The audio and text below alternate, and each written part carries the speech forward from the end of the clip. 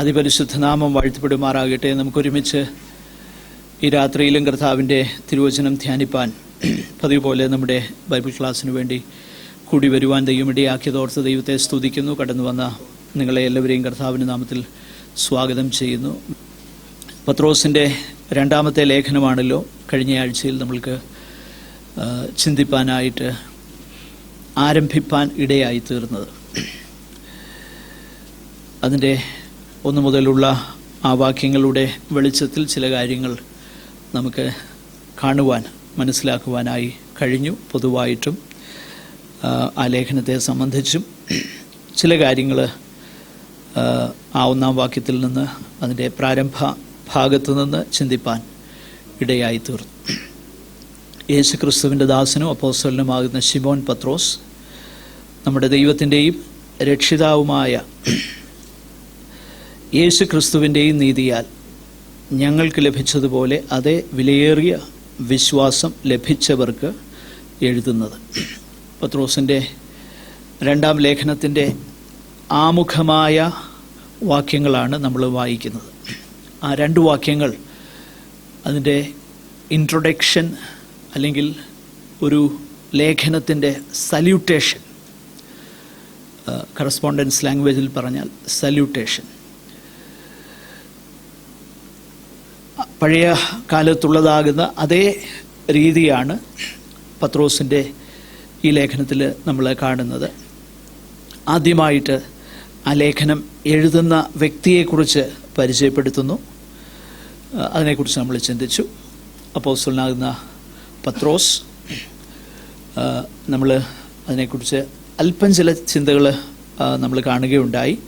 എന്നാൽ നമ്മെ സംബന്ധിച്ചിടത്തോളം ആ ലേഖനത്തിൽ അപ്പോസ്തലനാകുന്ന പത്രോസ്, കർത്താവിൻ്റെ ശിഷ്യനാകുന്ന അപ്പോസ്തലനാകുന്ന പത്രോസ് എഴുതിയ ലേഖനമായിട്ട് നമ്മളത് മനസ്സിലാക്കുന്നു. അതിന് അനേകം ചില തെളിവുകൾ ആന്തരികമായിട്ട് ആ ലേഖനത്തിലുള്ളത് നമ്മൾ കണ്ടു. കർത്താവിൻ്റെ മറുരൂപ മലയിലുള്ളതാകുന്ന ആ പ്രത്യക്ഷതയ്ക്ക് അല്ലെങ്കിൽ ആ കർത്താവ് രൂപാന്തരീകരണം പ്രാപിച്ചപ്പോൾ അതിന് സാക്ഷ്യം വഹിച്ച അപ്പോസ്തലനാകുന്ന പത്രോസ്, അത് ആ ലേഖനത്തിൽ നിന്ന് തന്നെ നമ്മൾ കാണുന്നു. അതിൽ കൂടുതലായിട്ട് ആ കാര്യത്തെക്കുറിച്ച് പറയേണ്ടതിൻ്റെ ആവശ്യകത താൽക്കാലികമായിട്ടില്ല. പത്രോസ് തന്നെ പരിചയപ്പെടുത്തുന്നത് നമ്മൾ മനസ്സിലാക്കുന്നു. നമ്മുടെ ദൈവത്തിൻ്റെയും രക്ഷിതാവായ യേശു ക്രിസ്തുവിൻ്റെയും നീതിയാൽ. സത്യത്തിൽ ആ വേദഭാഗം മലയാളം വാക്യങ്ങളിൽ ഉള്ളതിനേക്കാളും ഒന്നുകൂടെ അർത്ഥവത്താണ് ഇംഗ്ലീഷിലുള്ള പരിഭാഷ. ഞാനതിനെക്കുറിച്ച് അല്പമായിട്ട് ചിന്തിച്ചു. യേശു കർത്താവിൻ്റെ ദൈവത്വത്തെക്കുറിച്ചുള്ളതാകുന്ന പുതിയ നിയമത്തിലുള്ള പല സ്ഥലങ്ങളിലുമുള്ള നേരിട്ടുള്ളതാകുന്ന യേശു ക്രിസ്തു ദൈവം എന്ന് നേരിട്ട് പറയുന്ന ചില വേദഭാഗങ്ങളിൽ ഒന്നാണ് പത്രോസിൻ്റെ 2-ാം ലേഖനം, അതിൻ്റെ 1-ാം അധ്യായം 1-ാം വാക്യം.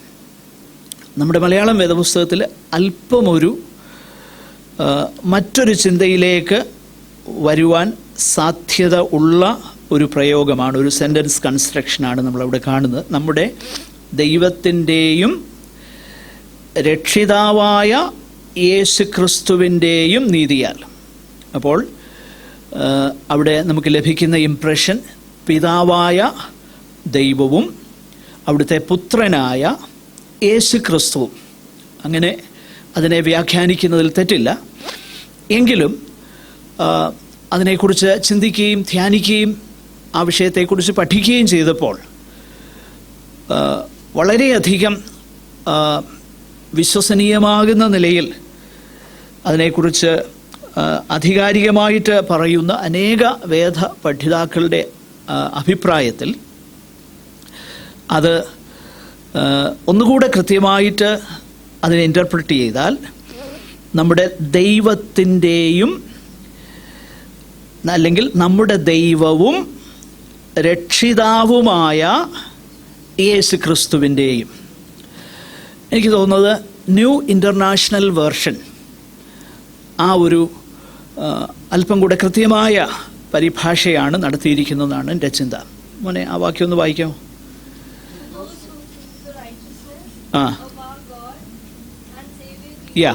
Our God and Savior Jesus Christ. Our God and Savior Jesus Christ. നമ്മുടെ ദൈവവും രക്ഷിതാവുമായ യേശു ക്രിസ്തുവിൻ്റെയും, അല്ലെങ്കിൽ ആ വേദഭാഗം തന്നെ ഇത് ഞാൻ കഴിഞ്ഞ ആഴ്ചയിൽ ഇതൊന്ന് സൂചിപ്പിക്കുകയുണ്ടായി. ഈ ലേഖനത്തെക്കുറിച്ച് പത്രോസ് അപ്പോസ്തലനല്ല എഴുതിയതെന്ന് ഉള്ളതാകുന്ന ഒരു ചിന്താഗതി നിലവിലുണ്ടെന്ന് ഞാൻ പറഞ്ഞു. നമ്മളെ സംബന്ധിച്ചിടത്തോളം അത് വലിയ വിഷയമല്ല. നമ്മൾ ചിന്തിക്കും പത്രോസ് എന്നൊക്കെ പേരൊക്കെ ഉണ്ട്, പക്ഷെങ്കിൽ അവർ പറയുന്ന ആർഗ്യുമെൻറ്റ്സ് വളരെ വാലിഡാണ്. ആ വിഷയത്തിലേക്ക് ഞാൻ പറഞ്ഞല്ലോ, ഞാൻ പോകുന്നില്ല. വാലിഡെന്ന് നമുക്ക് തോന്നും, കാരണം പല കാര്യങ്ങൾ പറയുന്നുണ്ട്. എന്നാൽ ഈ പത്രോസിൻ്റെ കർത്തൃത്വത്തെ നിഷേധിക്കാനുള്ള കാരണങ്ങളിൽ ചില കാരണങ്ങളിൽ ഒന്ന്, പത്രോസ് തന്നെയാണ് ഇതെഴുതിയെന്ന് വന്നാൽ ശിഷ്യന്മാർ ജീവനോടെ ഇരുന്നപ്പോൾ തന്നെ യേശുവിനെ ദൈവമായി അവരറിഞ്ഞിരുന്നു, യേശുവിനെ ദൈവമായി അവർ വണങ്ങിയിരുന്നു എന്നൊക്കെയുള്ളതാകുന്ന വ്യക്തമാകുന്ന കാര്യങ്ങൾ, നിഷേധിക്കാനാവാത്തതാകുന്ന ആ സത്യങ്ങൾ മുന്നിൽ നിൽക്കുക. അപ്പോൾ അങ്ങനെയുള്ള കാര്യങ്ങൾ ഉള്ളതുകൊണ്ടാണ് പിൽക്കാലത്ത് യേശുവിൻ്റെ ദൈവത്വത്തെ നിഷേധിക്കുന്ന പലരും, ഇത് 1-ാം നൂറ്റാണ്ടിൽ എഴുതിയതല്ല, കുറച്ചു കാലം കഴിഞ്ഞ് ക്രിസ്തു സഭയിൽ യേശുവിനൊരു ദൈവ പരിവേഷം, യേശു ഒരു മനുഷ്യനായിരുന്നു, ഒരു ദൈവ പരിവേഷം യേശുവിനെ ആരോപിച്ചിട്ട് പത്രോസ് അപ്പോസ്തലൻ്റെ പേരിൽ ആരോ ചമച്ചതാണ് ഈ ലേഖനമെന്ന് ഒരു ചിന്താഗതിയുണ്ട്. അതിനെക്കുറിച്ച് വളരെ ഒരുപാട് എഴുത്തുകളുണ്ട്. ഇത് ഞാൻ നിങ്ങളുടെ അറിവിനേക്ക് പറയുന്നത് അങ്ങനെയുള്ളതാകുന്ന, അല്ലാതെ ക്രിസ്ത്യൻ സർക്കിൾസിൽ അങ്ങനെ എഴുതാനുള്ള സ്വാതന്ത്ര്യമുണ്ട്. ക്രിസ്ത്യൻ സർക്കിൾസിലുള്ള ഒരു കാര്യം ഞാൻ ചോദിച്ചു കഴിഞ്ഞാൽ, ക്രിസ്ത്യാനിറ്റി നൽകിയതാകുന്ന പല കാര്യങ്ങളിലൊന്ന് സ്വതന്ത്രമായിട്ട് ചിന്തിക്കാനുള്ളതാകുന്ന സ്വാതന്ത്ര്യം ക്രിസ്ത്യാനിറ്റി നൽകി. ഓഫ് കോഴ്സ് ചില നൂറ്റാണ്ടുകൾക്ക് മുൻപ് ഇൻക്വിസിഷൻ്റെ ഒക്കെ സമയത്ത് അങ്ങനെയുള്ള സ്വാതന്ത്ര്യമില്ലാതെ ഇരുന്ന ഒരു കാലഘട്ടം ക്രിസ്ത്യാനിറ്റിയിൽ ഉണ്ടായിരുന്നു. അത് ഞാൻ നിഷേധിക്കുന്നില്ല. സഭ പറയുന്നത് അല്ലെങ്കിൽ ക്ലർജി പറയുന്നത് ഫൈനൽ വേർഡായിട്ട് എടുത്തുകൊണ്ടിരുന്ന ഒരു കാലഘട്ടം ഉണ്ടായിരുന്നു. എന്നാൽ ബൈ ആൻഡ് ലാർജ് പൊതുവെ പറഞ്ഞു കഴിഞ്ഞാൽ ക്രിസ്ത്യാനിറ്റിയുടെ സവിശേഷത, ക്രിസ്തു മാർഗത്തിൻ്റെ സവിശേഷത വ്യത്യസ്തമായിട്ട് ചിന്തിക്കാനുള്ള സ്വാതന്ത്ര്യം ഉണ്ടായിരുന്നു. ഇപ്പോൾ അടുത്ത കാലത്ത് ഒരാൾ പറഞ്ഞേ AD 70 കർത്താവൊക്കെ വന്നേച്ച് സ്വയം എന്നൊക്കെ പറഞ്ഞ് അവരെയും നമ്മുടെ കൂട്ടത്തിൽ അംഗീകരിക്കുക, അവരെയും അങ്ങനെയുള്ള കൂട്ടരെയും നമ്മുടെ സഭകളിലും കയറ്റുന്നുണ്ട്. ഇനി അടുത്ത സമയത്ത് നടക്കാൻ പോകുന്നൊരു വലിയ ഒരു സോക്കോൾഡ് ഉപവാസ യജ്ഞത്തിൻ്റെ നോട്ടീസ് കഴിഞ്ഞ ദിവസം വായിച്ച് കേൾക്കുന്നുണ്ടായി. അവിടെ ഈ കച്ചറാബാജി എല്ലാം ഉണ്ട്. നമ്മുടെ ഒരു പ്രധാനപ്പെട്ട ആൾ നടത്തുന്നതാണ്. പക്ഷെങ്കിൽ ഒരു കാര്യം നമ്മൾ മനസ്സിലാക്കണം, കഴിഞ്ഞ ആഴ്ചയിൽ ഞാൻ നമ്മൾ ചിന്തിച്ചതുപോലെ ഇങ്ങനെയുള്ള കാര്യങ്ങൾ ചെയ്യുമ്പോഴേ ഈ അങ്ങനെയുള്ള അവരുടെ ദുഷ്പ്രവർത്തികൾ നമ്മൾ എന്താകുക എന്നാ യോഹന്നാൻ പറയുന്നേ, പങ്കാളികളാകുക എന്ന് ഓർത്തോണം. അത് മറക്കരുത്. ചെയ്യാൻ സ്വാതന്ത്ര്യമുണ്ട്, പക്ഷെങ്കിൽ അവൻ്റെ ദുഷ്പ്രവർത്തികളിൽ നീ എന്താകുക, പങ്കാളിയാകുക. ഞാനിതൊക്കെ പറയുന്നത് എന്നാ ചോദിച്ചു കഴിഞ്ഞാൽ എനിക്കത് ഒരുപാട് പേര് കാണുന്നുണ്ട്. ആരെങ്കിലും കണ്ട് തിരിച്ചൊന്ന് ചിന്തിച്ചോട്ടെ, അതിനു വേണ്ടിയിട്ടാണ് പറയുന്നത്, നിങ്ങളെ ഉദ്ദേശിച്ചല്ല. അപ്പോൾ ഞാൻ പറയുന്നതിൻ്റെ താല്പര്യം അതായത് അങ്ങനെയുള്ളതാകുന്ന ചിന്തകൾ പലതുണ്ട്. എന്നാൽ ദൈവത്തിൻ്റെ വചനം വളരെ വ്യക്തമാണ്. അനേക വേദഭാഗങ്ങൾ യേശു കർത്താവിൻ്റെ ദൈവത്വത്തെക്കുറിച്ചൊക്കെയുള്ള വിഷയം നമ്മളിപ്പോൾ പറയേണ്ട ആവശ്യമില്ല. അതിനെക്കുറിച്ചൊക്കെ നമ്മൾ ചിന്തിച്ചാൽ എങ്കിലും നമ്മൾ ഇത്ര മാത്രം മനസ്സിലാക്കുക, പത്രോസ് അവിടെ വളരെ വ്യക്തമാകുന്ന ഒരു സ്റ്റേറ്റ്മെൻറ്റ് നൽകിയ നമ്മുടെ രക്ഷിതാവും, അതായത് നമ്മുടെ ദൈവവും രക്ഷിതാവുമായ യേശു ക്രിസ്തുവിൻ്റെയും നീതിയാൽ എന്ന് പറഞ്ഞിട്ട് ഈ ലേഖനം ആർക്കെഴുതിയെന്ന് താൻ പറയുക. ആദ്യം ആരെഴുതിയെന്ന് നമ്മൾ കണ്ടു. ആ ഒന്നാമത്തെ വാക്യത്തിൽ, ആ സല്യൂട്ടേഷനിൽ ഇന്നയാൾ എഴുതി.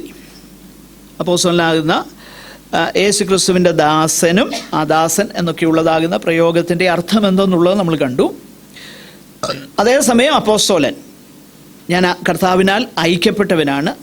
I have the authority to say what I say. പഴയ നിയമത്തിൽ പ്രവാചകന്മാർ യഹോവ ഇപ്രകാരം അരുളി ചെയ്യുന്നു എന്ന് പറയുന്നത് പോലെയുള്ള അധികാരം എനിക്കുണ്ട് എന്ന് വ്യക്തമാക്കുവാനാണ് അപ്പോസ്തലൻ എന്ന പദം ഉപയോഗിച്ച്, അല്ലെങ്കിൽ ആ പദവിയെക്കുറിച്ച് അവിടെ പറയുന്നത്. എന്നിട്ട് അപ്പോസ്തലനാകുന്ന ശിമോൻ പത്രോസ് നമ്മുടെ ദൈവവും രക്ഷിതാവുമായ യേശു ക്രിസ്തുവിൻ്റെയും നീതിയാൽ, യേശു ക്രിസ്തുവിൻ്റെ നീതിയാൽ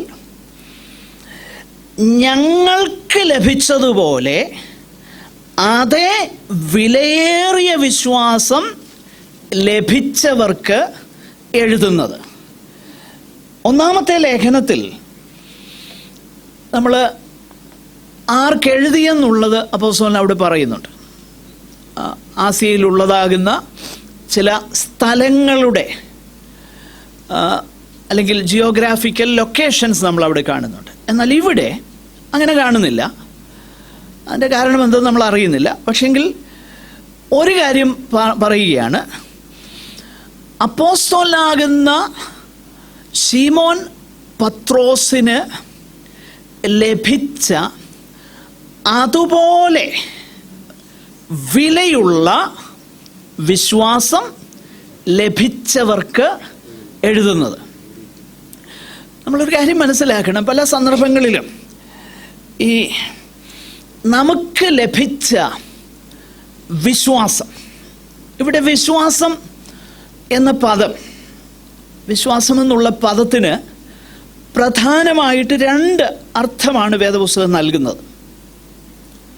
ഇന്നത്തെ ചിന്താഗതികളിൽ നിന്നും വളരെ വിഭിന്നമാണ് വേദപുസ്തകം നൽകുന്ന വിശ്വാസം എന്ന പദത്തിൻ്റെ അർത്ഥം. ഇന്ന് വിശ്വാസം എന്ന് പറഞ്ഞാൽ സങ്കല്പങ്ങളാ വിശ്വാസം. ഇല്ലാത്ത കാര്യങ്ങൾ ഉണ്ടാക്കുക, സങ്കല്പിച്ചുണ്ടാക്കുന്നതാണ് വിശ്വാസം. അതല്ല വേദപുസ്തകത്തിലെ വിശ്വാസം. വേദപുസ്തകത്തിലെ വിശ്വാസം എന്ന് പറഞ്ഞാൽ the ability to commit oneself in the care of another. അതായത് എന്നെ തന്നെ മറ്റൊരാളുടെ കയ്യിലേക്ക് ഞാനങ്ങ് ഏൽപ്പിച്ചു കൊടുക്കുക. അപ്പം യേശു ക്രിസ്തുവിൽ ഞാൻ വിശ്വസിക്കുക എന്ന് പറഞ്ഞാൽ അതിൻ്റെ അർത്ഥം എന്താ? യേശു വേദപുസ്തകം എന്തോ പറയുന്നു, അതാ യേശു. ആ യേശുവിൻ്റെ കയ്യിലേക്ക് എന്നെ കൊടുക്കാൻ എനിക്കെന്തില്ല, മടിയില്ല. ആ വിശ്വാസം എനിക്ക് എങ്ങനെയാ കിട്ടിയത്? എൻ്റെ ഗുണം കൊണ്ടൊന്നുമല്ല, ദൈവം കൃപയാൽ എനിക്കതിന് ഭാഗ്യം തന്നതുകൊണ്ടാണ്. അതല്ലേ നമ്മൾ വായിക്കുന്നത്, കൃപയാലല്ലോ നിങ്ങൾ വിശ്വാസം മൂലം രക്ഷിക്കപ്പെട്ടിരിക്കുന്നത്, കൃപയാൽ. എന്നിട്ട് താഴോട്ട് പറയുക, അതിന് നിങ്ങൾ കാരണമല്ല, ദൈവത്തിൻ്റെ ദാനമാകുന്നു. അപ്പോൾ ക്രിസ്തുവിൽ എനിക്ക് ആശ്രയിക്കാൻ കഴിഞ്ഞത് ദൈവം എന്നോട് കൃപ ചെയ്തതുകൊണ്ടാണ്. ആ ഒരൊറ്റ കാര്യം തന്നെ ഇന്ന് നമ്മുടെ ഇടയിൽ പ്രചരിപ്പിക്കുന്ന വിശ്വാസം അല്ല വേദപുസ്തക വിശ്വാസം എന്ന് വളരെ വ്യക്തമാക്കുന്ന കാര്യമാണ്, അല്ലേ? ഇന്ന് ഞാൻ പലപ്പോഴും പറയാറുള്ളതാണെങ്കിലും ആവർത്തിക്കുന്നതിൽ ക്ഷമിക്കണം. കാരണം ഇത് ആവർത്തിച്ച് പറയേണ്ട കാര്യമായതുകൊണ്ട്. ഈ കാര്യങ്ങൾ സങ്കല്പിച്ചുണ്ടാക്കുന്നതാണ് വിശ്വാസം. അതുകൊണ്ടാണ് നമ്മുടെ ഇടയിൽ ഇങ്ങനെയൊക്കെയുള്ള, ഞാൻ പറയാറുണ്ടല്ലോ, ഇപ്പം ഈ പല പാട്ടുകളൊക്കെ കാണുന്ന ഞാൻ വിശ്വാസത്താൽ ചെങ്കടൽ, ആ പാട്ടിനെ ഞാൻ വിമർശിക്കുകയല്ല.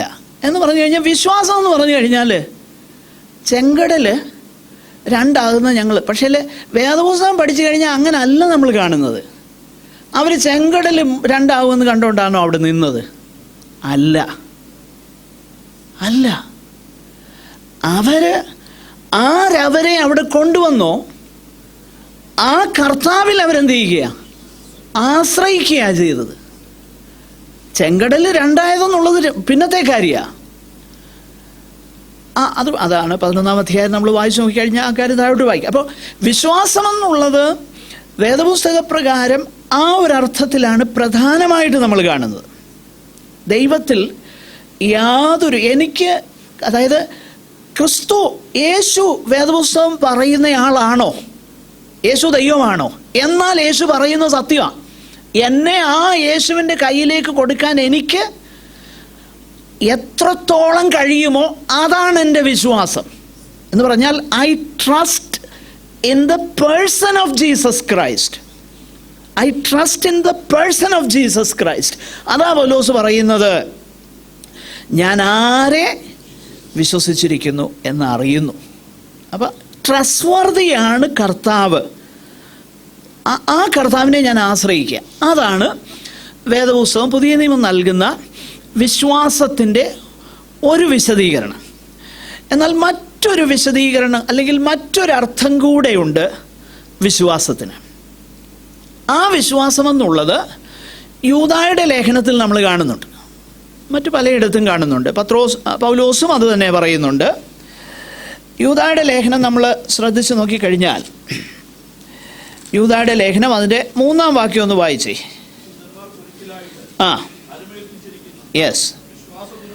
നോക്കുക, വിശുദ്ധന്മാർക്ക് ഒരിക്കലായി ഭരമേൽപ്പിച്ചിരിക്കുന്ന വിശ്വാസം. അപ്പോൾ എന്ന് പറഞ്ഞു കഴിഞ്ഞാൽ അത് ഗലാത്യർ 1:23 ഈ അർത്ഥത്തിൽ വിശ്വാസത്തെക്കുറിച്ച് പൗലോസ് പറയുന്നുണ്ട്. ഗലാത്യർ 1:23 അതൊന്ന് എടുക്കാമോ?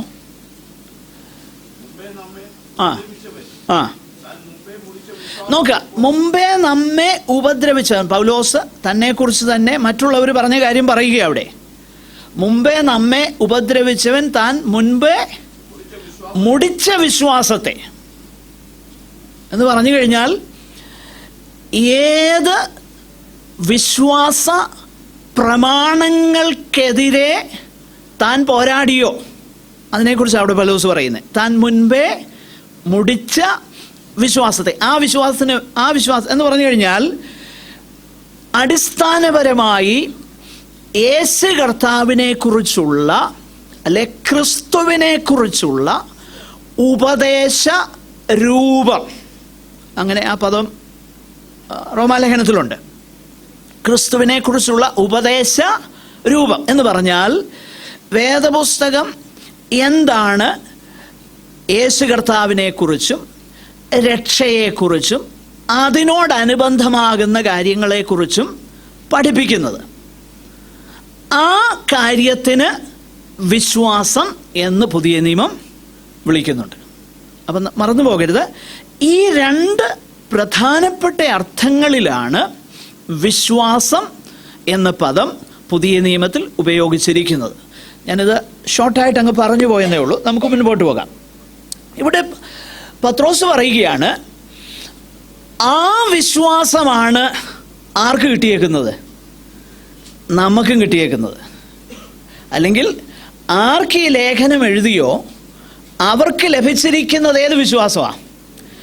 ഞങ്ങൾ അപ്പോസ്തലന്മാരായതുകൊണ്ട് ഞങ്ങൾക്കൊരു സ്പെഷ്യലായിട്ടൊന്നും എന്ത് ചെയ്തിട്ടില്ല, കിട്ടിയിട്ടില്ല.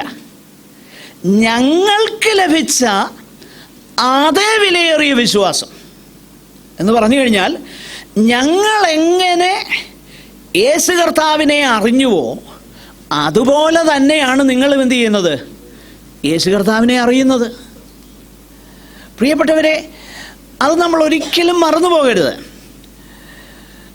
ഈ പ്രത്യക്ഷമായി അവരനുഭവിച്ച അനുഭവങ്ങളെക്കാളും പ്രാധാന്യതയോടെ അപ്പോസ്തലന്മാർ കരുതിയിരുന്നത് തിരുവഴുത്തിനെയാണ്.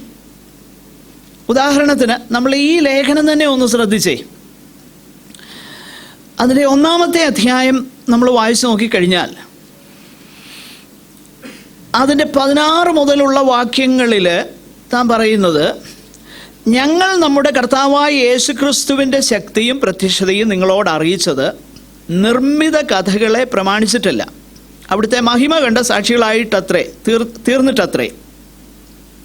ഇവൻ എൻ്റെ പ്രിയപുത്രൻ, ഇവങ്കിൽ ഞാൻ പ്രസാദിച്ചിരിക്കുന്നു എന്നുള്ള ശബ്ദം അതിശ്രേഷ്ഠ തേജസ്സിങ്കൽ നിന്ന് വന്നപ്പോൾ പിതാവായ ദൈവത്താൽ അവന് മാനവും തേജസ്സും ലഭിച്ചു. ഞങ്ങൾ അവനോടുകൂടെ, അതായത് ക്രിസ്തുവിനോടുകൂടെ വിശുദ്ധ പർവ്വതത്തിൽ ഇരിക്കുമ്പോൾ സ്വർഗത്തിൽ നിന്ന് ഈ ശബ്ദമുണ്ടായത് കേട്ടു. ഞങ്ങൾ ഈ ശബ്ദം കേട്ടു. എങ്കിലും അപ്പോസ്തലനാകുന്ന പത്രോസ് നേരിട്ട് കേട്ട ആ ശബ്ദത്തെക്കാളും പ്രാധാന്യത താൻ നൽകുന്നത് ഏതിനാ? അടുത്ത വായിച്ചേ. പ്രവാചകവാക്യവും അധികം സ്ഥിരമായിട്ട് നമുക്ക് എന്ന് പറഞ്ഞു കഴിഞ്ഞാൽ തിരുവഴുത്ത്. പ്രവാചകവാക്യം എന്ന് പറഞ്ഞു കഴിഞ്ഞാൽ അപ്പോസ്തലൻ അർത്ഥമാക്കുന്നത് പഴയ നിയമ തിരുവഴുത്തിനെ കുറിച്ചാണ്. അത് നമുക്കെന്തുണ്ട്? സ്ഥിരമായിട്ടുണ്ട്. അപ്പോൾ ആർക്കെങ്കിലും ഉണ്ടായിട്ടുള്ള സ്പെഷ്യൽ അനുഭവങ്ങൾ ഉള്ളതുകൊണ്ട് അവർക്കൊരു പ്രത്യേക വിശ്വാസമൊന്നുമില്ല. മനസ്സിലാകുന്നുണ്ടോ? ആർക്കെങ്കിലും ഒരു പെക്യൂലിയർ അനുഭവങ്ങൾ ഉണ്ടായതുകൊണ്ട് അവർക്കൊരു പ്രത്യേകതയൊന്നുമില്ല, ഒരു സവിശേഷതയൊന്നുമില്ല.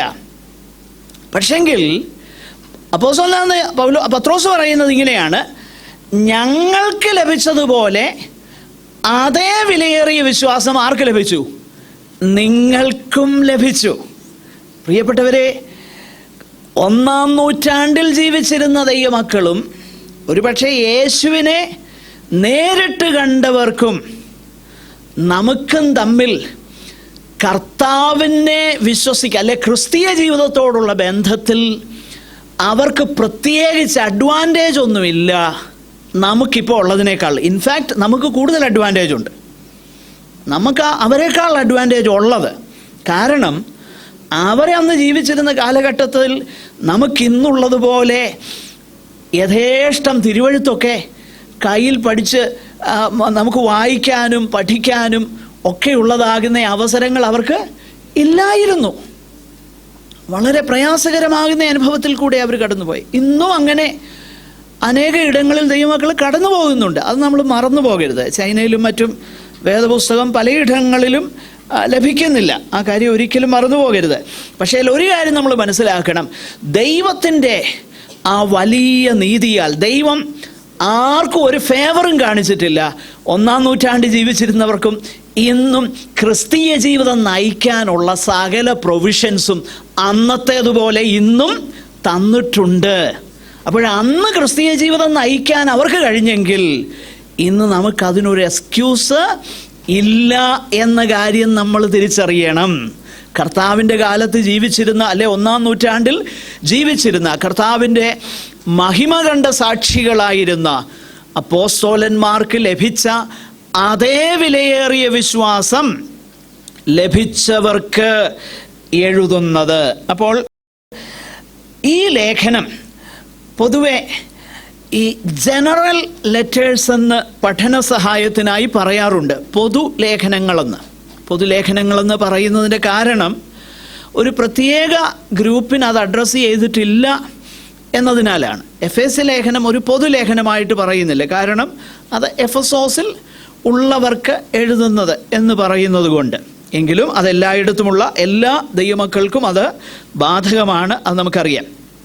എനിവേ, നമ്മൾ ഇനിയും ആ ഇൻട്രൊഡക്ടറി പാർട്ട് കഴിഞ്ഞ ശേഷം അപ്പോസ്തലനാകുന്ന പത്രോസ് അതിൻ്റെ പ്രധാനപ്പെട്ട ബോഡി ഓഫ് ദ ലെറ്റർ, അതിൻ്റെ പ്രധാനപ്പെട്ട ചിന്താഗതിയിലേക്ക് തന്നെ പ്രവേശിക്കുകയാണ്. അതാണ് നമ്മൾ ഇന്ന് സമയത്തിൻ്റെ ലഭ്യതയനുസരിച്ച് തുടർന്ന് ചിന്തിക്കാൻ പോകുന്നത്.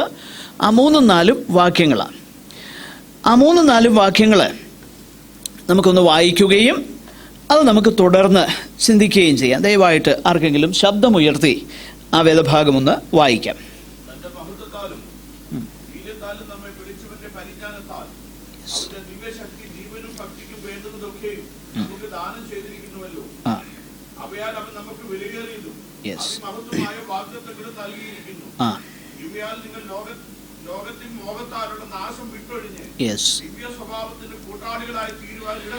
നോക്കുക, ഇവിടെ ഈ 3-4 വാക്യങ്ങളിൽ മുകളിൽ പറഞ്ഞു അതേ വിലയേറിയ വിശ്വാസം ലഭിച്ചവർക്ക് എഴുതുന്നത്. എന്നിട്ട് ഈ വിശ്വാസ ജീവിതത്തിന് ആവശ്യമായ ആ പ്രൊവിഷൻ ദൈവം തന്നിരിക്കുന്നതിനെ കുറിച്ചാണ് തുടർന്നുള്ള വാക്യങ്ങളിൽ അപ്പോസ്തലൻ പറയുന്നത്.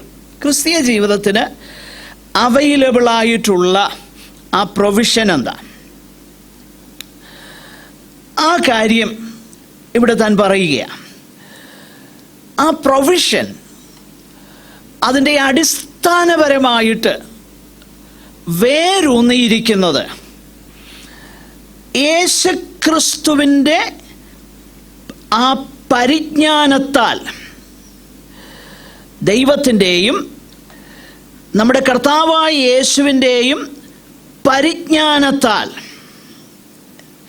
അപ്പോൾ യേശുക്രിസ്തുവിനെ കുറിച്ചുള്ള അല്ലെ കർത്താവിനെ അറിയുന്നതിനാൽ ഉള്ള, കർത്താവിനെ അറിഞ്ഞു, അങ്ങനെ കർത്താവിനെ അറിഞ്ഞതുകൊണ്ട് യഥാർത്ഥമായും വീണ്ടും ജനിക്കുന്ന ഒരു ദൈവ പൈതലിന് അവൻ്റെ വീണ്ടും ജനനത്തിൽ തന്നെ ദൈവം പ്രൊവൈഡ് ചെയ്തിരിക്കുന്ന ഒന്നാണ് യഥാർത്ഥമായും ദൈവപ്രസാദകരമായി ജീവിതം നയിക്കുവാനുള്ള പ്രൊവിഷൻ എന്ന് പറഞ്ഞാൽ അവനിൽ വീഴ്ചകളോ പാപങ്ങളോ ഇല്ലെന്നല്ല അതിൻ്റെ അർത്ഥം.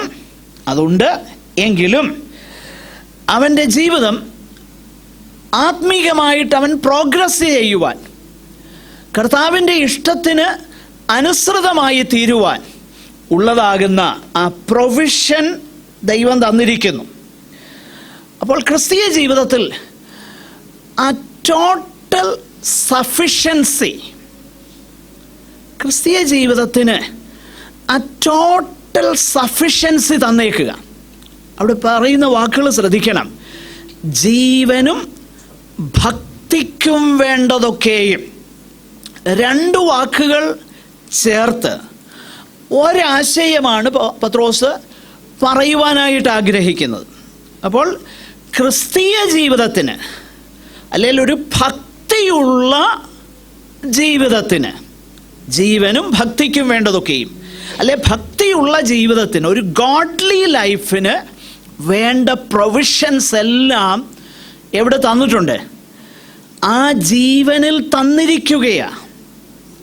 ആ ജീവനിൽ കർത്താവിൻ്റെ യേശുക്രിസ്തുവിൻ്റെ പരിജ്ഞാനത്തിൽ കർത്താവിനെ അറിയുവാൻ ഇടയായിത്തീർന്നതുകൊണ്ട്, കർത്താവിനെ അറിയാൻ ഇടയായിത്തീർന്ന ഒരു വ്യക്തിക്ക് അവന് ഒരു ഭക്തിയുള്ള ജീവിതം നയിപ്പാനുള്ള ആ പ്രൊവിഷൻസ് ദൈവം എന്ത് ചെയ്തിരിക്കുക? ഉള്ളടക്കം തന്നേക്കുക. അതിനെക്കുറിച്ച് അനേക കാര്യങ്ങൾ അവിടെ നമ്മൾ വായിക്കുന്നുണ്ട്. വാഗ്ദത്തങ്ങളെക്കുറിച്ച് പറയുന്നു. അതിനെക്കുറിച്ച് നമുക്ക് പിന്നീട് ചിന്തിക്കാം. ഈ വാഗ്ദത്തം എന്നൊക്കെ പറയുമ്പോൾ സത്യത്തിൽ വേദപുസ്തകത്തിൽ ഉള്ള വാഗ്ദത്തം എന്നൊക്കെ പറഞ്ഞാൽ ഇതാ. എന്തിനുള്ള വാഗ്ദത്തം? ദൈവപ്രസാദകരമാകുന്ന അല്ലെങ്കിൽ ഭക്തിയുള്ള ഒരു ജീവിതം നയിപ്പാനുള്ള കാര്യങ്ങളെക്കുറിച്ചുള്ള വാഗ്ദത്തം കർത്താവ് എന്ത് ചെയ്തിരിക്കുക? നൽകിയിരിക്കുകയാണ്. നമ്മളവിടെ അത് അല്പം നമുക്കൊന്ന് ശ്രദ്ധിക്കാം. കർത്താവിൻ്റെ പരിജ്ഞാനം എന്താണ് നമുക്ക് തരുന്നത്? തൻ്റെ മഹത്വത്താലും വീര്യത്താലും നമ്മെ വിളിച്ചവൻ്റെ പരിജ്ഞാനത്താൽ അവിടുത്തെ ദിവ്യശക്തി ജീവനും ഭക്തിക്കും വേണ്ടിയത് ഒക്കെയും നമുക്ക് ദാനം ചെയ്തിരിക്കുന്നു, അല്ലെങ്കിൽ നമുക്ക് ദാനം ചെയ്തിരിക്കുന്നുവല്ലോ. അങ്ങനെ ആ ദിവ്യശക്തി ജീവനും ഭക്തിക്കും വേണ്ടതൊക്കെ നമുക്ക് ദാനം ചെയ്തിരിക്കുന്നത് കൊണ്ട് രണ്ട് കാര്യങ്ങൾ സംഭവിക്കുന്നു. നിങ്ങൾ ലോകത്തിൽ മോഹത്താലുള്ള നാശം വിട്ടൊഴിഞ്ഞ് ദിവ്യ സ്വഭാവത്തിന് കൂട്ടാളികളായി തീരുവാൻ ഇടവരുന്നു. അപ്പോൾ എന്താണ് കർത്താവിൻ്റെ ആ പരിജ്ഞാനത്തിൽ, നമ്മെ വിളിച്ചവൻ്റെ പരിജ്ഞാനത്തിൽ അവിടുത്തെ ദിവ്യശക്തി ജീവനും ഭക്തിക്കും വേണ്ടതൊക്കെ നമുക്ക് ദാനം ചെയ്തിരിക്കുന്നുവല്ലോ. അല്ലെങ്കിൽ ഭക്തിയുള്ള ജീവിതത്തിന് ദൈവം എന്താ ദാനം ചെയ്തിരിക്കുന്നത്? ദൈവം പ്രോമിസ് ചെയ്തേക്കുക. പക്ഷെങ്കിൽ ആ പ്രോമിസിൽ രണ്ട് കാര്യങ്ങൾ സംഭവിക്കുന്നു. അത് ഫോളോ ചെയ്യുന്ന, അത് ഏറ്റെടുക്കുന്ന, ആ പരിജ്ഞാനത്തിൽ വർദ്ധിച്ചു വരുന്ന ഒരാൾക്ക് ലോകത്തിൽ മോഹത്താലുള്ള നാശം അവൻ എന്ത് ചെയ്യുന്നു? വിട്ടൊഴിയുന്നു. നെഗറ്റീവ്ലി അത് വിട്ടൊഴിയുന്നു. മറ്റൊന്ന് എന്ത് ചെയ്യുന്നു? ഒന്ന് ഒഴിഞ്ഞു പോകുന്നു, മറ്റൊന്ന് അവനിലേക്ക് വന്നുകൊണ്ടിരിക്കുന്നു. ദിവ്യ സ്വഭാവത്തിന് അവൻ എന്ത് ചെയ്യുന്നു? കൂട്ടാളിയാകുവാനിട വരുന്നു. നമ്മൾ നമ്മെ തന്നെ പരിശോധിക്കണം. നമ്മൾ കർത്താവിൻ്റെ പരിജ്ഞാനം നമ്മിൽ ഉണ്ടായെങ്കിൽ ഈ രണ്ട് കാര്യം സംഭവിക്കണം. ഒറ്റ രാത്രി കൊണ്ട് സംഭവിക്കണമെന്ന് നിർബന്ധമില്ല. പക്ഷെങ്കിൽ കഴിഞ്ഞ നാളിനേക്കാളും ഇന്ന് അത് കൂടിക്കൊണ്ടിരിക്കണം. കാരണം ആ വീണ്ടും ജനന അനുഭവത്തിൽ ഈ പ്രൊവിഷൻ ദൈവം എന്ത് ചെയ്തിരിക്കുക? വെച്ചിരിക്കുകയാണ്. അപ്പോൾ Christ is sufficient four life and godliness. ക്രിസ്തു സഫിഷ്യൻ്റാണ്. നമ്മളിത് മറന്നു പോകരുത്. നമ്മുടെ ക്രിസ്തീയ ജീവിതത്തിന് കർത്താവ് സഫിഷ്യൻ്റാ. വേറെ ഒരിടത്ത് നമ്മൾ എന്ത് ചെയ്യാൻ പോകേണ്ട കാര്യമില്ല. ഇത് നമ്മൾ മനസ്സിലാക്കണം. അതുകൊണ്ടാണ് പഴയ കാലത്തെ ഭക്തന്മാർ പാടിയിട്ടുള്ളത്, ഒന്നിനും തന്നിടമെന്നിയേ വേറെങ്ങും പോകേണ്ട, ഓടേണ്ട, താങ്ങുവാൻ താൻ മതിയാം. താങ്ങുവാൻ താൻ എന്ന് പറഞ്ഞു കഴിഞ്ഞാൽ ക്രൈസ്റ്റ് ഈസ് ഇനഫ്. എല്ലാ ജീവിത സാഹചര്യങ്ങളും, അതായത് ഒരു ദൈവ പൈതലിനെ സംബന്ധിച്ചിടത്തോളം ദൈവവചനത്തിനും ദൈവത്തിൻ്റെ പരിശുദ്ധാത്മാവിനും, അല്ലെ ദൈവത്തിൻ്റെ പരിശുദ്ധാത്മാവ് ദൈവവചനം നമ്മിൽ അപ്ലൈ ചെയ്യുന്നതിനാൽ പരിഹരിപ്പാൻ കഴിയാത്ത ഒരു പ്രശ്നവുമില്ല. കുടുംബ പ്രശ്നമാകട്ടെ, ജോലിസ്ഥലത്തുള്ള പ്രശ്നമാകട്ടെ, റിലേഷണൽ പ്രോബ്ലംസ് ആകട്ടെ, എന്തു ആകട്ടെ, നമ്മൾ ദൈവത്തിൻ്റെ പരിശുദ്ധാത്മാവിന് വിധേയപ്പെട്ട് ദൈവത്തിൻ്റെ വചനം നമ്മിൽ ക്രിയ ചെയ്യാൻ നമ്മൾ അനുവദിച്ചാൽ അതിന് പരിഹാരമുണ്ട്. പ്രിയപ്പെട്ടവരെ, ഇത് നമ്മൾ മനസ്സിലാക്കണം. ഇവിടെയാണ് പ്രശ്നങ്ങളിരിക്കുന്നത്. നമ്മളിന്ന് ചിന്തിക്കുന്നത് പോലെ അല്ല കാര്യങ്ങൾ. എല്ലാറ്റിൻ്റെയും അടിസ്ഥാനപരമാകുന്ന പ്രശ്നമെന്ന് പറയുന്നത് ഈ ദിവ്യ സ്വഭാവത്തിനുള്ള അനുരൂപതയിൽ വരുന്ന കുറവാണ് പ്രശ്നങ്ങളുടെ കാരണം. കുടുംബത്തിലെ പ്രശ്നമായാലും ഭാര്യയും ഭർത്താവും തമ്മിലുള്ള പ്രശ്നമായാലും, ഞാൻ ഒരിക്കൽ നിങ്ങളോട് പറഞ്ഞ ഒരു കാര്യം, ഒരു ഇലിസ്ട്രേഷൻ നിങ്ങൾ മറന്നില്ലെന്നാണ് എൻ്റെ ചിന്ത. കുടുംബജീവിതത്തെ ഒരു ട്രയാങ്കിളായിട്ട് സങ്കല്പിക്കാമെങ്കിൽ അതിൻ്റെ ആ ഏറ്റവും മുകളിൽ ഗാഡ്, ദൈവം, ആ രണ്ട് താഴെയുള്ള കോർണറിൽ ഹസ്ബൻഡ് ആൻഡ് വൈഫ്. ഈ ഹസ്ബൻഡും വൈഫും അവരെത്രത്തോളം ദൈവത്തോടടുത്ത് വരുമോ അത്രത്തോളം അവരെന്ത് ചെയ്യുമെന്നറിയാമോ? തമ്മിലടുക്കും. ഇത് വെറുതെ പറയുന്ന കാര്യമല്ല. ഗോഡ്ലിനെസ് കുടുംബജീവിതത്തിൽ ഉണ്ടാകാതെ കുടുംബജീവിതം ദൈവമക്കളാകുന്ന നമ്മളെ ദൈവം ആഗ്രഹിക്കുന്ന കുടുംബജീവിതം, ലോകത്തിൽ നമ്മൾ കാണുന്ന ദേ ലിവ്ഡ് ഹാപ്പിലി എവർ ആഫ്റ്റർ എന്നൊക്കെ പറയുന്ന പൈങ്കിളിക്കഥകളിലെ കാര്യങ്ങളല്ല കുടുംബജീവിതം എന്ന് പറയുന്നത്. പ്രിയപ്പെട്ടവരെ, ദൈവവുമായിട്ടുള്ള നമ്മുടെ അടുപ്പം മാത്രമേ അന്യോന്യമുള്ളതാകുന്ന ബന്ധത്തെ ദൃഢമാക്കുന്നുള്ളൂ. അപ്പം ഈ ദിവ്യ സ്വഭാവത്തിന് നമ്മൾ അനുരൂപരാകും തോറും അതിന് നെഗറ്റീവായിട്ട് മറ്റൊന്നും സംഭവിച്ചുകൊണ്ടിരിക്കും. എന്ത് പറ്റും? ലോകത്തിലുള്ള മോഹത്താലുള്ള നാശം എന്തു ചെയ്യും? കുറഞ്ഞുകൊണ്ടിരിക്കും. All of a sudden perfect ആകുകയല്ല. ഇതൊരു ഓൺഗോയിങ് പ്രോസസ്സാണ് ജീവിതത്തിൻ്റെ അവസാനം വരെ. പക്ഷെങ്കിൽ ഇതിങ്ങനെ സംഭവിച്ചു. കാരണം വീണ്ടും ജനനത്തിൽ കർത്താവിനെ കുറിച്ചുള്ള പരിജ്ഞാനത്തിൽ അടക്കം ചെയ്തിരിക്കുന്ന കാര്യമാണ് എന്ത്?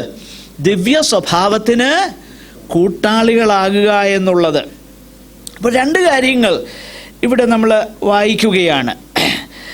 ഇങ്ങനെ ആ ദിവ്യ സ്വഭാവത്തിന് നമ്മളെ കൂട്ടാളികളാക്കാനും ലോകത്തിലുള്ള മോഹത്താലുള്ള നാശം വിട്ടൊഴിയാനും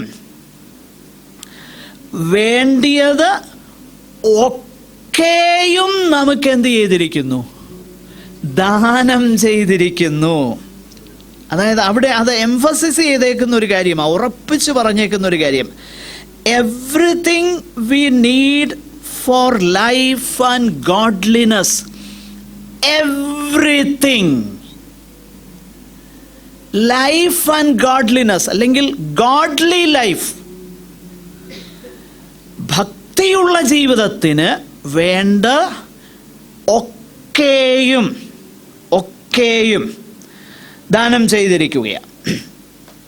നമ്മൾക്ക് അത് ഒന്നുകൂടെ, അപ്പോൾ ഈ ദൈവപ്രസാദകരമാകുന്ന ജീവിതത്തിന് വേണ്ടതൊക്കെയും ദാനം ചെയ്തിരിക്കുന്നത് എന്തുകൊണ്ടാണ്?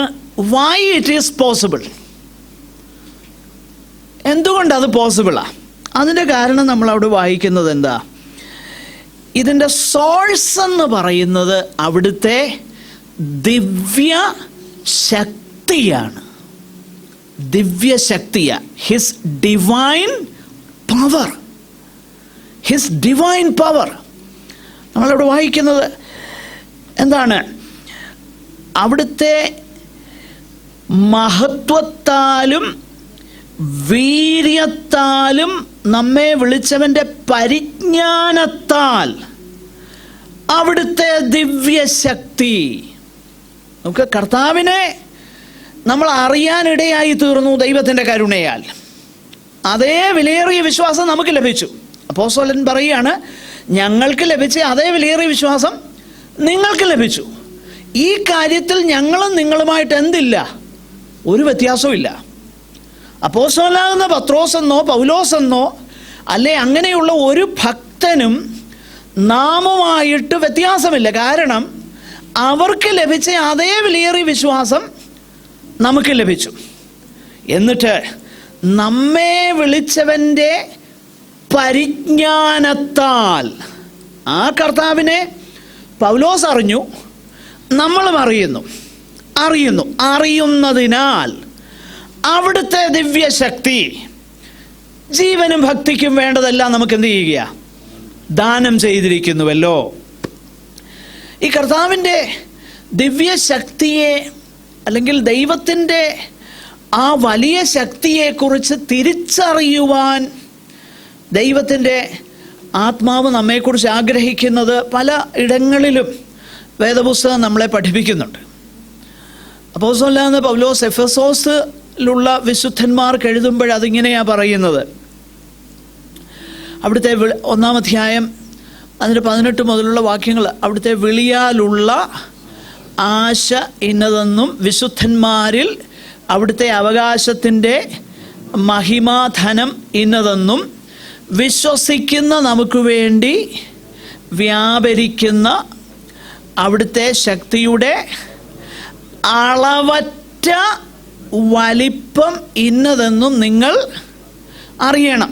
എന്നിട്ട് താഴോട്ട് പറയുന്നുണ്ട്, അങ്ങനെ അവൻ ക്രിസ്തുവിലും വ്യാപരിച്ചു. എന്നിട്ട് ക്രിസ്തുവിനെ മരിച്ചവരുടെ ഇടയിൽ നിന്ന് ഉയർപ്പിച്ചു. അപ്പോൾ ദൈവശക്തി എന്ന് പറയുന്നത് ക്രിസ്തുവിനെ മരിച്ചവരുടെ ഇടയിൽ നിന്ന് ഉയർപ്പിച്ച ശക്തിയാണ് ദൈവശക്തി. 3-ാം ദിവസം യേശുവിനെ മരണത്തിൽ നിന്നും ഉയർപ്പിക്കുവാൻ കഴിയുന്ന ശക്തിയാണ് ദൈവത്തിൻ്റെ ശക്തി. എന്നിട്ട് അതുകൊണ്ട് നിർത്തുന്നില്ല. ഞാൻ പലപ്പോഴും പറയാറുള്ള കാര്യമാണ്. 2-ാമത്തെ അധ്യായത്തിലേക്ക് വരുമ്പോൾ പൗലോസ് പറയുക, ക്രിസ്തുവിനെ മാത്രമല്ല മരിച്ചവരിൽ നിന്ന് ദൈവം ഉയർപ്പിച്ചത്, പിന്നെ ആരെയും കൂടി ഉയർപ്പിച്ചു? അതിക്രമങ്ങളിലും പാപങ്ങളിലും മരിച്ചവരായിരുന്ന നമ്മെയും, അല്ലെ നിങ്ങളെയും ഉയർപ്പിച്ചു. അപ്പോൾ യേശുവിൽ മാത്രമല്ല ആ പുനരുത്ഥാന ശക്തി വ്യാപരിച്ചത്, പിന്നെ ആരിൽ കൂടെ വ്യാപരിച്ചു? നമ്മിലും വ്യാപരിച്ചു. അത് നമ്മളൊന്ന് തിരിച്ചറിയണമെന്നാ പൗലോസ് അവിടെ പറയുന്നതിൻ്റെ കാര്യം. നിങ്ങളുടെ ഹൃദയദൃഷ്ടി പ്രകാശിച്ചിട്ട് അത് നിങ്ങളൊന്ന് തിരിച്ചറിഞ്ഞാൽ മതി. അപ്പോഴങ്ങനെയെങ്കിൽ ആ ദിവ്യശക്തി നമുക്ക് വേണ്ടതെല്ലാം എന്ത് ചെയ്യുകയാണ്? ദാനം ചെയ്തിരിക്കുക. ജീവനും ഭക്തിക്കും വേണ്ടതൊക്കെ. അതെങ്ങനെ? തൻ്റെ മഹത്വത്താലും വീര്യത്താലും നമ്മെ വിളിച്ചവൻ്റെ പരിജ്ഞാനത്താൽ. നമ്മെ കർത്താവ് വിളിച്ചു. കർത്താവിനെ തിരിച്ചറിയുവാനുള്ള ഭാഗ്യം നമുക്ക് ലഭിച്ചു. നമ്മെ കർത്താവ് വിളിച്ചതുകൊണ്ട്, അങ്ങനെ വിളിച്ചതുകൊണ്ട് ആ അവിടുത്തെ മഹത്വത്താലും വീര്യത്താലും നമ്മെ വിളിച്ചവൻ്റെ എന്ന് പറഞ്ഞു കഴിഞ്ഞാൽ, അതായത് ദൈവത്തിൻ്റെ, കർത്താവിൻ്റെ മഹത്വത്താലും വീര്യത്താലും നമ്മളെ വിളിച്ചു. കർത്താവിൻ്റെ മഹത്വത്തെക്കുറിച്ചും ഹിസ് ഗ്ലോറി ആൻഡ് ഓണർ, അവിടുത്തെ മഹത്വവും മാനവും അത് വലുതാ. ആ മഹത്വത്തിനും മാനത്തിനും, അല്ലെ അവിടുത്തെ മഹത്വത്തിനും വീര്യത്തിനും ഒത്തവണ്ണമാണ് കർത്താവ് എന്ത് ചെയ്തത്? നമ്മെ വിളിച്ചത്. ക്രിസ്തീയ ജീവിതം എന്ന് പറയുന്നത് ചെറിയ കാര്യമല്ല. കർത്താവ് വിളിച്ച എല്ലാവരും ഒന്നും കർത്താവിനെ അനുഗമിച്ചില്ലെന്നുള്ളത് ശരിയാ. ഒരുത്തൻ വന്ന് പറഞ്ഞു, എൻ്റെ അപ്പനെ കുഴിച്ചിട്ടേച്ച് ഞാൻ വരാമെന്ന് പറഞ്ഞു. കർത്താവ് പറഞ്ഞു, മരിച്ചവരെ കുഴിച്ചിടട്ടെ, നീ വന്ന് എന്നെ അനുഗമിക്കുക. വേറൊരുത്തൻ വന്നേച്ച് പറഞ്ഞു, ഞാൻ എവിടെ പോയാലും അങ്ങേ അനുഗമിക്കും. മറ്റൊരുവൻ വന്നിട്ട് നിത്യജീവനെ പ്രാപിക്കാൻ ഞാൻ എന്ത് ചെയ്യണം? ഉടനെ കർത്താവ് ചില കാര്യങ്ങൾ ഉടനെ പറയുകയാണ്, അവൻ വളരെ സമ്പത്തുള്ളവനാകിയാൽ ദുഃഖിച്ച് അങ്ങ് മടങ്ങിപ്പോയി. അതുപോലെ യോഹന്നാൻ്റെ സുവിശേഷത്തിൽ നമ്മൾ കാണുന്നു, അന്ന് തൊട്ട് അവിടുത്തെ ശിഷ്യന്മാരിൽ പലരും പിൻവാങ്ങിപ്പോയി. കർത്താവിനെ എന്ത് ചെയ്തില്ല? അനുഗമിച്ചതുമില്ല. അപ്പോൾ നിശ്ചയമായിട്ടും കർത്താവിൻ്റെ വിളി അനേകർക്ക് വന്നു, പലരത് റിജക്റ്റ് ചെയ്തു എന്നുള്ളത് ശരിയാ. എങ്കിലും ഒരു കാര്യം നമ്മൾ മനസ്സിലാക്കണം, നമ്മൾ റിജക്റ്റ് ചെയ്തില്ല എന്നുള്ളത് ശരിയാണെങ്കിൽ കൂടെയും ഒരു കാര്യം ഒരിക്കലും മറന്നു പോകരുത്. ദൈവം തൻ്റെ വലിയ കരുണയാൽ എന്നെ നിങ്ങളെയൊക്കെ വിളിച്ചത് കൊണ്ടാണ് നമുക്ക് ദൈവമക്കളായി തീരുവാൻ ഭാഗ്യം ലഭിച്ചത്. ഫോളോ മീ എന്ന് പറഞ്ഞപ്പോൾ, എന്നെ അനുഗമിക്കുക എന്ന് പറഞ്ഞപ്പോൾ, ആ ശബ്ദത്തിൻ്റെ മുൻപാകെ കർത്താവിനെ അനുഗമിപ്പാൻ നമുക്ക് ഭാഗ്യം ലഭിച്ചു. ഇവിടെ അപ്പോസ്തലനായ പത്രോസ് പറയുക, തൻ്റെ മഹത്വത്താലും വീര്യത്താലും അവിടുത്തെ എക്സലൻസി അനുസരിച്ച് നമ്മളെ എന്ത് ചെയ്തു? കർത്താവ് വിളിച്ചു. കർത്താവിനെ അനുഗമിപ്പാൻ ലഭിച്ചത് ജീവിതത്തിലെ ഏറ്റവും വലിയ ഭാഗ്യമായി നമ്മൾ തിരിച്ചറിയണം. പലരും ചിന്തിക്കുന്നത് എന്താണെന്നറിയാമോ? നമ്മൾ കർത്താവിനെ അനുഗമിപ്പാൻ ഇറങ്ങിയത് കൊണ്ട് കർത്താവ് എനിക്ക് വേണ്ടി ഇതൊക്കെ ചെയ്യാൻ ബാധ്യസ്ഥനാണെന്നുള്ള ഒരു കാര്യം. അതുകൊണ്ടാണ് ഒരു പാട്ട് നമ്മുടെ കയ്യിലുള്ളത്, അവനാർക്കും കടക്കാരനല്ല, അവനാർക്കും ബാധ്യതയല്ല എന്ന് പറഞ്ഞു കഴിഞ്ഞാൽ നമ്മൾ കർത്താവിനെ അങ്ങോട്ട് അനുഗമിക്കാൻ വേണ്ടി കർത്താവിനെ വിളിച്ചപ്പോഴേ ഒത്തിരി പേരൊന്നും വന്നില്ലല്ലോ, നമ്മളേലും വന്നല്ലോ. അപ്പം പിന്നെ കർത്താവ് എന്തല്ല? കടക്കാരനല്ല. എൻ്റെ പ്രിയപ്പെട്ടവരെ, അങ്ങനൊന്നും അല്ല കാര്യം.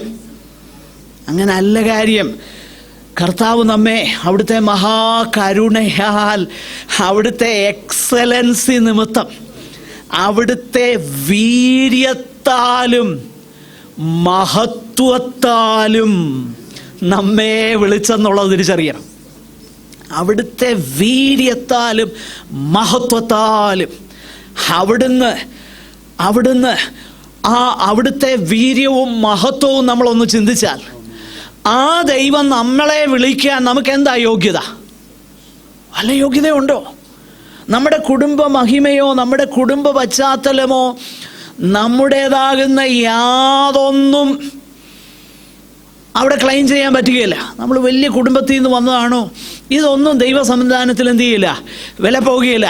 കർത്താവിൻ്റെ വീര്യത്താലും മഹത്വത്താലും, അവൻ്റെ വീര്യത്താൽ, അവൻ്റെ മഹത്വത്താലും, അവിടുത്തെ മഹത്വത്താലും വീര്യത്താലും, നമ്മെ വിളിച്ചവൻ്റെ പരിജ്ഞാനത്താൽ, നമ്മെ വിളിച്ച ആ കർത്താവിനെ നമുക്ക് അറിയുവാൻ കഴിഞ്ഞതുകൊണ്ട്, ആ പരിജ്ഞാനത്താൽ, അവിടുത്തെ ദിവ്യശക്തി, നമ്മെ കർത്താവ് വിളിച്ചു.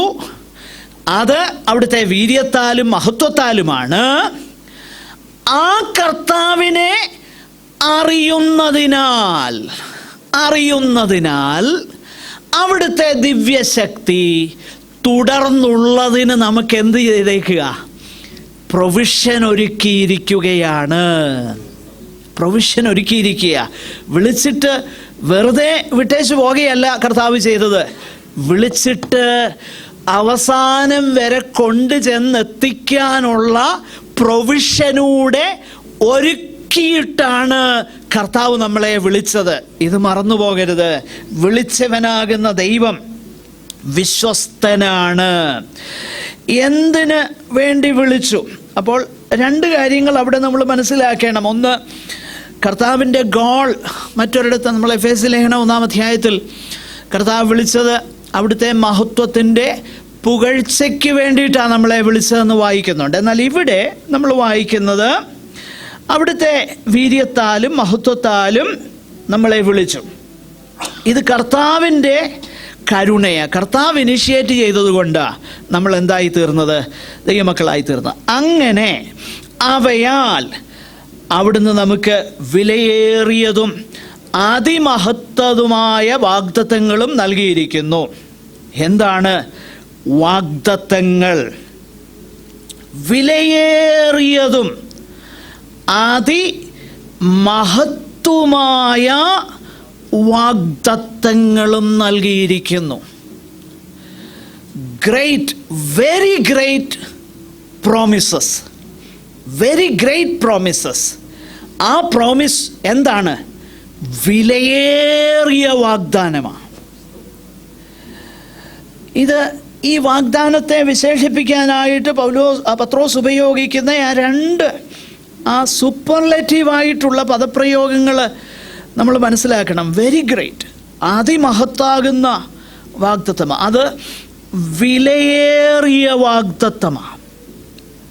എന്താണ് ഈ വിലയേറിയ വാഗ്ദത്തം കർത്താവ് നമുക്ക് തന്നത്? എന്താ ഈ വിലയേറിയ അതിമഹത്തായ വാഗ്ദത്തം? നമ്മൾ പലപ്പോഴും അതിൻ്റെ കണ്ടന്റ്, അതിനകത്ത് എന്താണ് ഉള്ളടക്കം ചെയ്തിരിക്കുന്നതെന്ന് നമ്മളവിടെ വായിക്കുന്നില്ല. എങ്കിൽ ഈ 3-ാം അധ്യായം 13-ാമത്തെ വാക്യത്തിലേക്ക് വരുമ്പോൾ അവിടെ നമ്മൾ മറ്റൊരു കാര്യം കാണുന്നുണ്ട്. എന്നാൽ നാം അവിടുത്തെ വാഗ്ദത്തപ്രകാരം നീതി വസിക്കുന്ന പുതിയ ആകാശത്തിനും പുതിയ ഭൂമിക്കുമായിട്ട് കാത്തിരിക്കുന്നു. ഇന്ന് നമ്മൾ ഈ ഭൂമിയിൽ അന്യരായിട്ട് പരദേശികളായിട്ട് ജീവിക്കുന്നു എങ്കിലും നമുക്കൊരു വലിയ വാഗ്ദത്തമുണ്ട്. എന്താണ്? നീതി വസിക്കുന്ന പുതിയ ആകാശവും പുതിയ ഭൂമിയും. എന്നാൽ ഇവിടെ കർത്താവ് തന്നിരിക്കുന്ന വാഗ്ദത്തം എന്താ?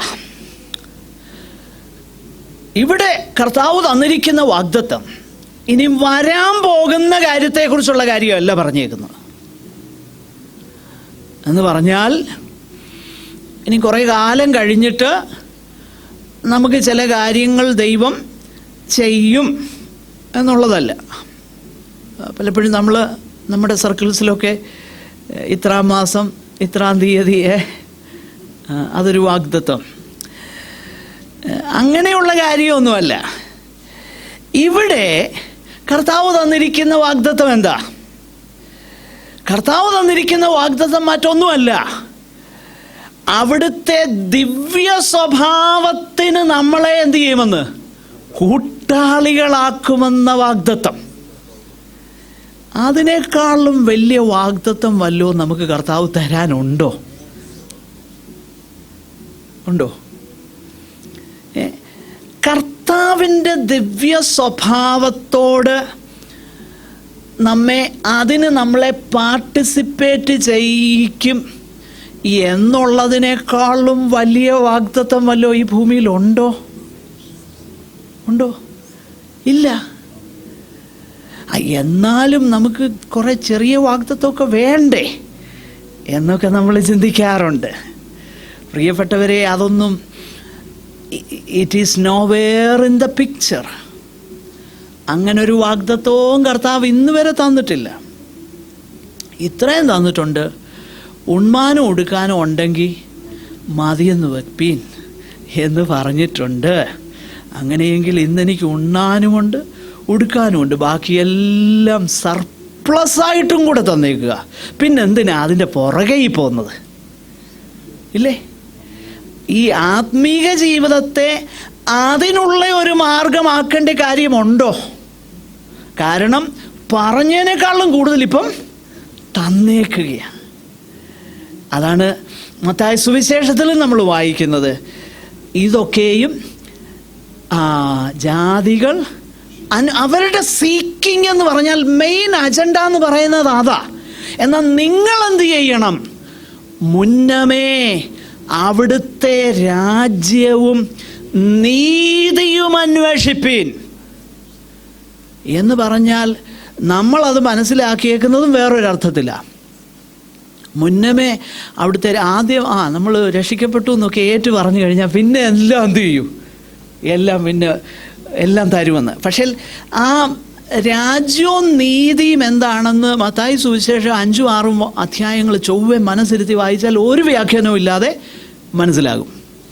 രാജ്യം എന്താണെന്നും നീതി എന്താണെന്ന് കർത്താവ് വ്യക്തമാക്കുന്നുണ്ട്.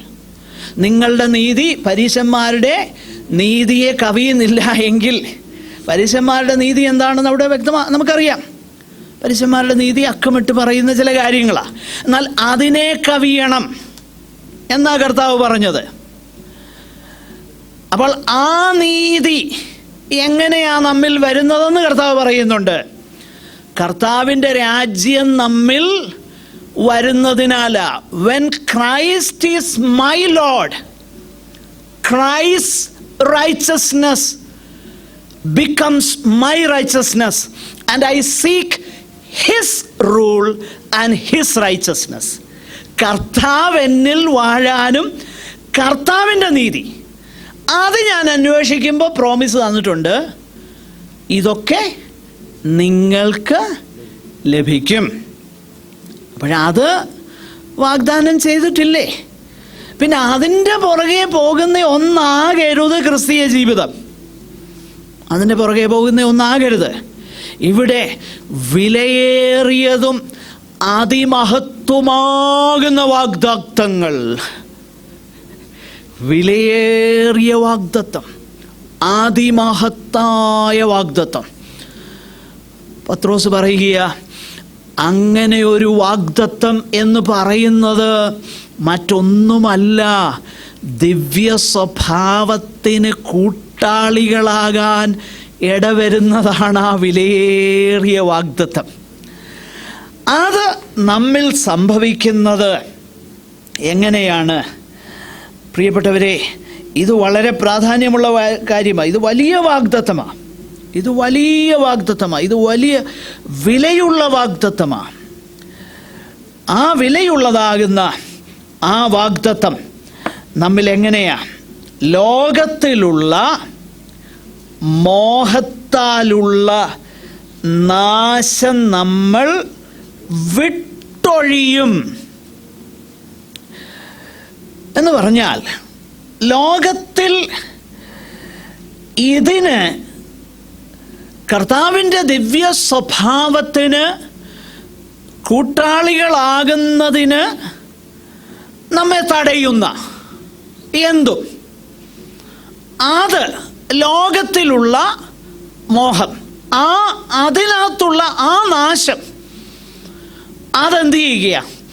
ക്രമേണ നമ്മിൽ നിന്ന് മാറ്റാമെന്ന് നമ്മളെ വിളിച്ചവൻ്റെ പരിജ്ഞാനത്താൽ, ആ ദിവ്യശക്തിയാൽ നമുക്ക് വേണ്ടി ഈ അതിമഹത്തായ വാഗ്ദത്തം തന്നേക്കുകയല്ലേ. അപ്പോഴങ്ങനെയെങ്കിൽ അതുകൊണ്ടാണ് താഴോട്ട് അതിനെക്കുറിച്ച് നമ്മൾ വായിക്കുന്നത്. അതുകൊണ്ട് നമ്മൾ എന്ത് ചെയ്യണം? നിങ്ങൾ സകല ഉത്സാഹവും കഴിക്കണം.